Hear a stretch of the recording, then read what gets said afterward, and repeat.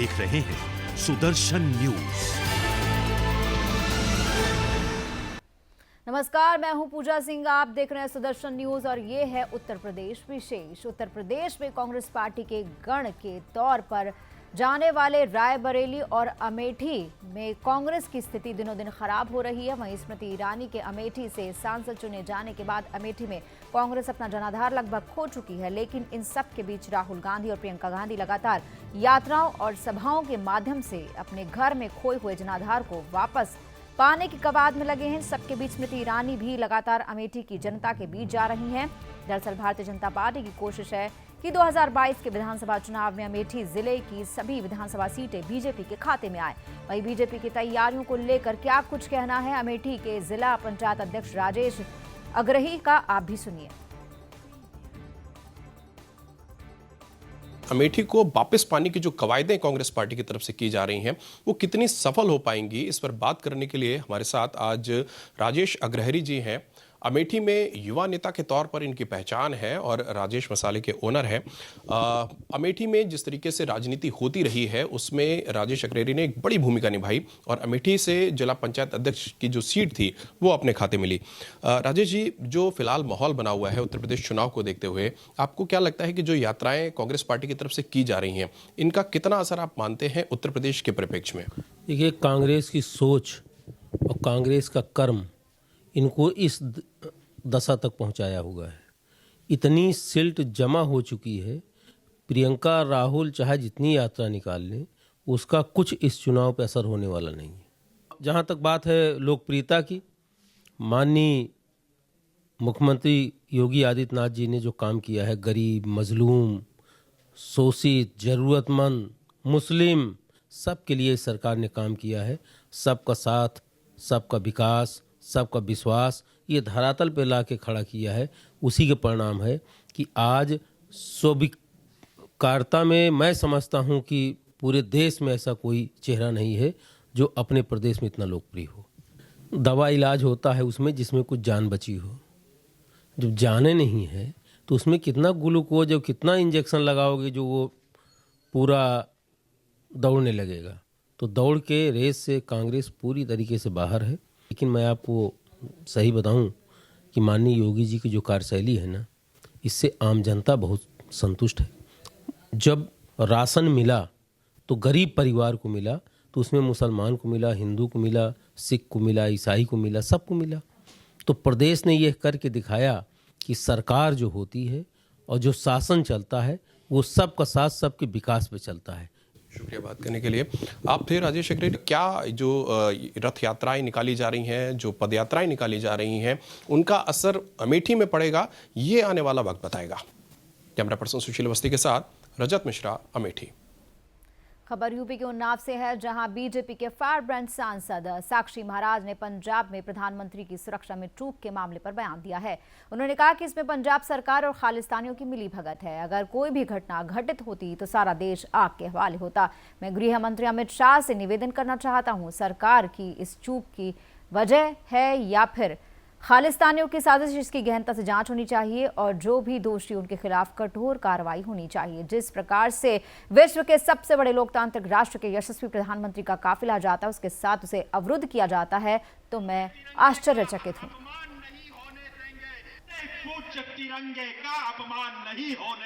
जिस प्रकार से विश्व के सबसे बड़े लोकतांत्रिक राष्ट्र के यशस्वी प्रधानमंत्री का काफिला जाता है और उसके साथ वो अवरुद्ध हो जाता है, मैं तो आश्चर्यचकित हूं। और माननीय प्रधानमंत्री जी के सुरक्षा अधिकारी और वहां से लौट के चले जाते हैं। बाई चांस अगर कोई भी घटना घटित होती, सारा देश आग के हवाले होता, सारे देश की स्थिति क्या होती।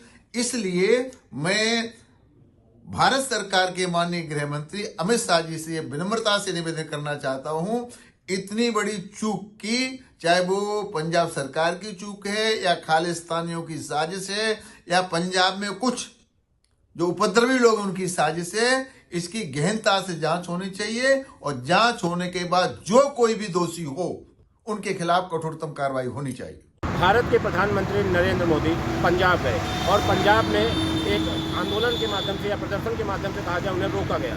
रोका जाना किस तरीके से पूरे प्रदेश की, पूरे भारत की राजनीति में किस तरीके से एक अंधा तूफान टाइप का आ गया है, जिसकी वजह से अगर देखा जाए तो लखनऊ में जितनी भी पार्टियां अपनी कैंपेनिंग कर रही थी, जो भी कार्यक्रम था, सभी कार्यक्रम लगभग रद्द कर दिए गए हैं। ऐसी स्थिति में जनपद उन्नाव से जो महामंडलेश्वर हैं साक्षी महाराज, उन्होंने अपना वक्तव्य दिया है, जो कि पूरी तरीके से ये दर्शाता है कि किस तरीके से यह एक प्रकार की चाल है, जो कि लगातार भारतीय जनता पार्टी के सभी वरिष्ठ नेता एक साजिश की तरह इशारा कर रहे हैं कि यह एक साजिश थी। तो एक साक्षी महाराज। खबर वाराणसी से है, जहां भगवान श्री कृष्ण को लेकर बीजेपी और सपा इन दिनों उत्तर प्रदेश में लगातार एक दूसरे पर हमला कर रही है। इसे लेकर केंद्रीय राज्य मंत्री अनुप्रिया पटेल ने कहा कि ईश्वर हम सभी के लिए आस्था का विषय है, ईश्वर को हमें राजनीति में नहीं लाना चाहिए और ना ही इसकी कोई आवश्यकता है। वहीं विधानसभा चुनाव में महिलाओं को कांग्रेस द्वारा आरक्षण दिए जाने के सवाल पर केंद्रीय मंत्री ने कहा कि हमारी पार्टी भी इस बात की पक्षधर है कि महिलाओं का प्रतिनिधित्व हमारे राजनीतिक व्यवस्था में बढ़ना चाहिए। वहीं आगामी विधानसभा चुनाव में सीटों के बंटवारे के सवाल पर अनुप्रिया ने कहा कि फिलहाल हमारी बातचीत चल रही है, जैसे ही टिकट बंटवारे पर अंतिम निर्णय हो जाता है इसकी जानकारी सार्वजनिक की जाएगी। केंद्रीय मंत्री राजा तालाब तहसील बार एसोसिएशन के शपथ ग्रहण समारोह में शामिल हुई। उन्हें निर्वाचित पदाधिकारियों द्वारा पुष्प गुच्छ देकर सम्मानित किया गया। देखिए, मेरी पार्टी का स्पष्ट मत है कि महिलाओं की प्रतिभागिता और प्रतिनिधित्व हमारे राजनीतिक व्यवस्था में बढ़ना चाहिए। चुने हुए प्रतिनिधियों की संख्या भी बढ़नी चाहिए।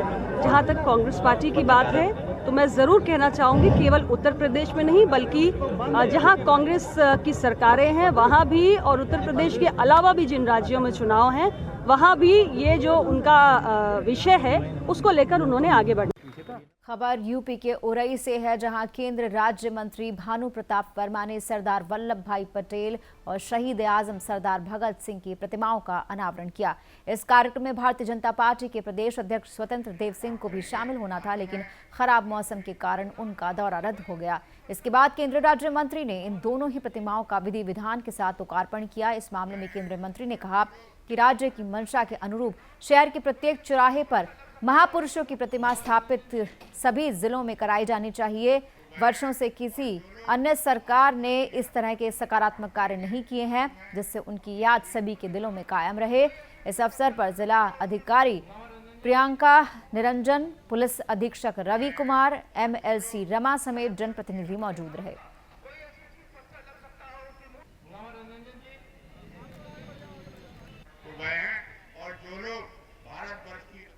और अब खबर यूपी के सीतापुर से है, जहां पुलिस ने महोली क्षेत्र में गौवध करने वाला अपराधी गिरफ्तार किया है। वहीं पुलिस अधीक्षक RP सिंह के द्वारा चलाए जा रहे अभियान के अंतर्गत स्वाट टीम और पुलिस के संयुक्त रूप से किए गए अभियान में सफलता हासिल हुई है। आरोपी के साथ पुलिस टीम की मुठभेड़ में पकड़ा गया। इस दौरान स्क्वाड टीम के प्रभारी को गोली लगी है। इसके द्वारा बुलेट प्रूफ जैकेट पहनने के कारण जान बच गई और पुलिस ने भी जवाबी फायरिंग की, जिसमें एक आरोपी के पैर में गोली लगी है। फिलहाल पुलिस घटना की जांच कर रही है।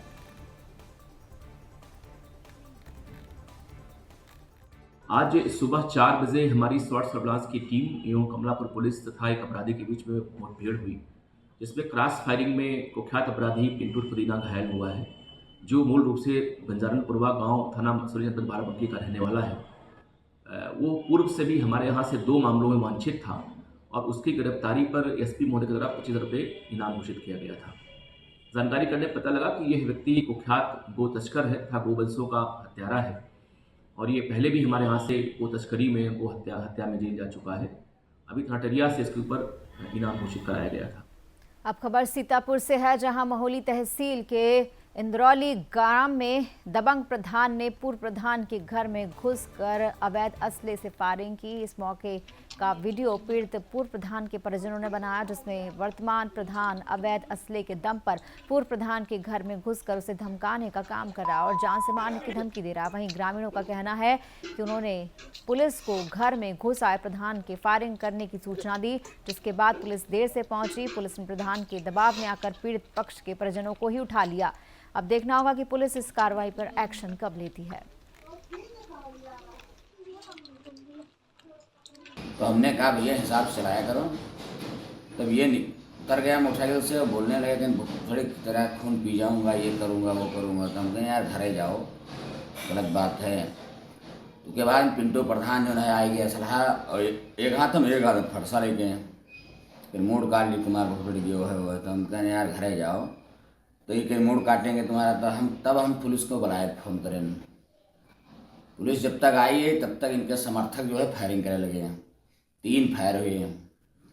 उसके बाद में पुलिस आई गई तब भगदड़ मच गई। उसमें हमारा भाई जो है इनकी वीडियो बना रहा था धर्मपाल, तो उसको ये पुलिस वालों ने उनको भी बैठा लिया। तो भतीजा था आशीष, उसने कहा इनको क्यों बैठा रहे हो, तो उसको भी बैठा लिया। हकीकत जो है सच्चाई। खबर यूपी के ललितपुर से है, जहां जखलौन कस्बे के नवनिर्मित थाना भवन का मुख्यमंत्री योगी आदित्यनाथ ने वर्चुअल लोकार्पण किया। इस अवसर पर श्रम राज्य मंत्री विधायक रामरत्न कुशवाहा, पुलिस अधीक्षक और क्षेत्रीय ग्रामीण उपस्थित रहे। जिले का ये पहला नवनिर्मित थाना है जिसमें सभी सुविधाएं हैं। इसके साथ ही पुलिस कर्मियों के खेलने रहने के अलावा फरियादियों के बैठने की व्यवस्था है। इस मामले में विधायक ने कहा कि पहली सरकार में पुलिस नेताओं की भैंस ढूंढने का काम करती थी। आज की सरकार ऐसे नेताओं को उनके जेल भेजने का कार्य करके भय मुक्त वातावरण दे रही है। वहीं विपक्ष तरह तरह के हथकंडे अपनाकर प्रदेश की जनता को भ्रमित करने का कार्य कर रही है, लेकिन ये जनता है, सब जानती है।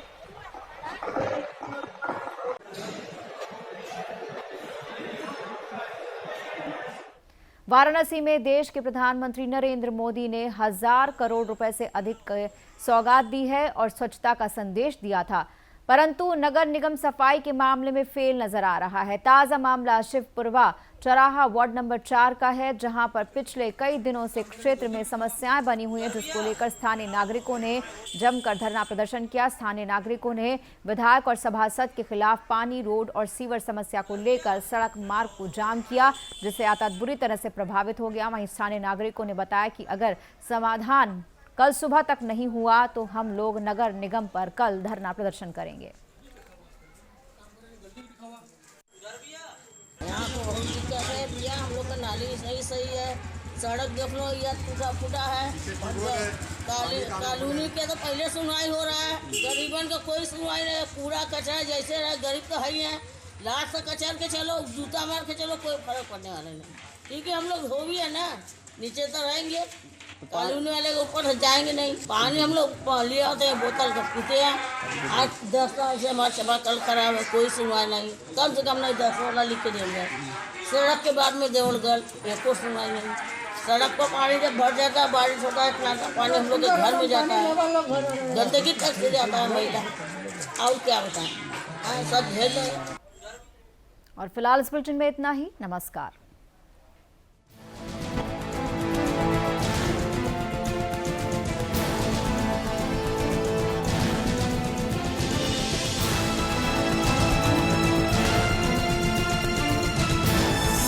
आप देख रहे हैं सुदर्शन न्यूज।